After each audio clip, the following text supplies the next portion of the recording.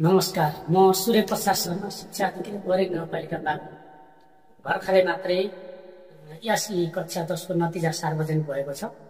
बरेङ गाउँपालिकामा कुल 187 जना विद्यार्थीहरूले परीक्षा दिएकोमा 89 विद्यार्थीहरू ग्रेडेड भएका छन्।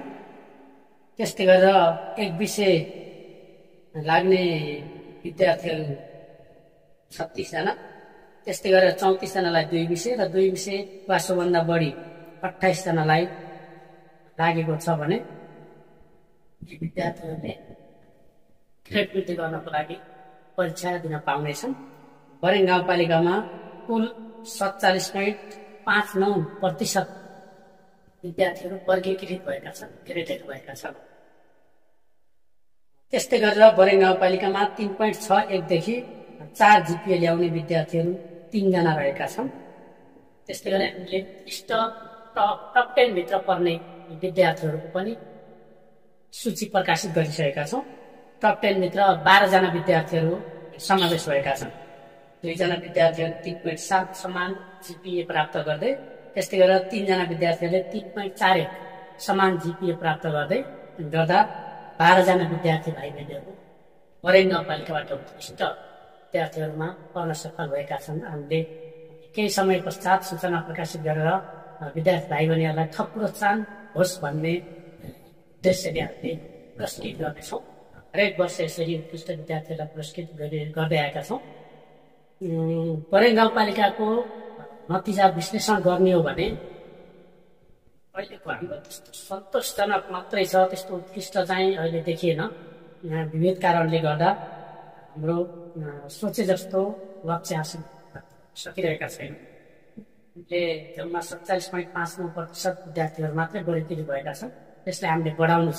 त्यसैले बरेङ गाउँपालिकाले आर्थिक वर्ष 82-83 नीति, बजेट तथा कार्यक्रम मार्फत कक्षा 6 देखि 10 सम्मका विद्यार्थी भाइ बहिनीहरूलाई गणित, अङ्ग्रेजी र विज्ञान विषयमा कम्तीमा 3 महिना अतिरिक्त कक्षा सञ्चालन गर्ने गरी बजेट विनियोजन गरेको छ। त्यसमा अभिभावकले, गाउँपालिकाले र विद्यालयले त्रिकोणात्मक साझेदारीमा त्यो कार्यक्रम सञ्चालन हुनेछ। 3 जनाको लगानीमा त्यो कार्यक्रम सम्पन्न गरियो भने पक्कै पनि आगामी वर्षमा हामीले यो नतिजा वृद्धि गर्ने एउटा अपेक्षा पनि गरेका छौँ। हाम्रो बरेङ गाउँपालिकामा गणित, विज्ञान र अङ्ग्रेजीमा केही समस्या देखिएका छन्। त्यसैले यो सुधार गर्नको लागि बरेङ गाउँपालिकाले विभिन्न क्रियाकलापहरू सञ्चालन गर्ने गर्छ। त्यस्तै गरेर विद्यार्थी प्रोत्साहनको लागि विभिन्न छात्रवृत्ति कार्यक्रमहरू सञ्चालन छ।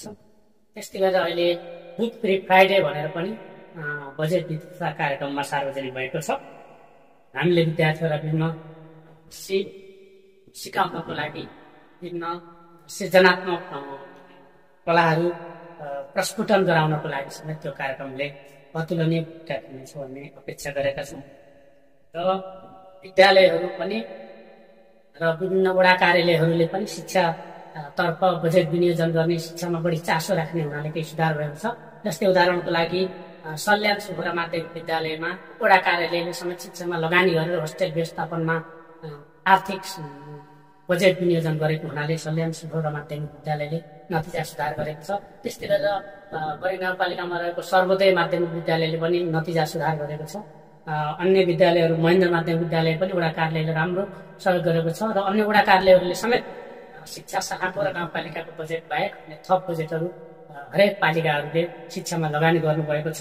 बरेङ गाउँपालिकाका अध्यक्षज्यू, उपाध्यक्षज्यू लगायत सिङ्गो टिम, सबै जनप्रतिनिधिज्यूहरू, कार्यपालिका सदस्यज्यूहरू, गाउँसभा सदस्य सबैले शिक्षामा बढी चासो दिने, केही बजेट वृद्धि गर्नुपर्छ भन्ने, उपलब्धिमूलक काम गर्नुपर्छ भन्ने उहाँहरूको मनसाय रहेको हुनाले नै शिक्षामा बजेट पनि विनियोजन भएको छ। अहिले बरेङ गाउँपालिकामा कुल बजेटको 41% बजेट शिक्षातर्फ रहेको पनि जानकारी गराउन चाहन्छु। यसैगरी सबैको हातेमालो भयो भने पक्कै पनि हामी यो शैक्षिक स्तरलाई अझै सुधार गर्नेछौँ। र बरेङ गाउँपालिकाले भर्खरै बजेटमा आवासीय विद्यालय भनेर पनि सार्वजनिक गरेको छ। विभिन्न विपन्न गरिब चेहनदार विद्यार्थीहरूलाई हामीले आवासीय विद्यालयमा राखेर पारिवारिक र विद्यालयको वातावरण पनि गाउँपालिकाले लगानी गर्ने, त्यसमा सर्वोदय माध्यमिक विद्यालय छनौटमा गरेको छ। हामी विद्यार्थी सङ्कलन गर्दैछौँ। विद्यार्थीको विवरण आएपछि तिनीहरूलाई समिति छ, त्यो समितिले मूल्याङ्कन गर्छ र आवश्यक ठहरिएका अत्यन्तै दुर्बल विद्यार्थीहरूलाई त्यो आवासीय विद्यालय बनाएर अध्ययन अगाडि बढाएका छौँ। बाँकी कुराहरू थप पछि गर्दै जाउँ। धन्यवाद।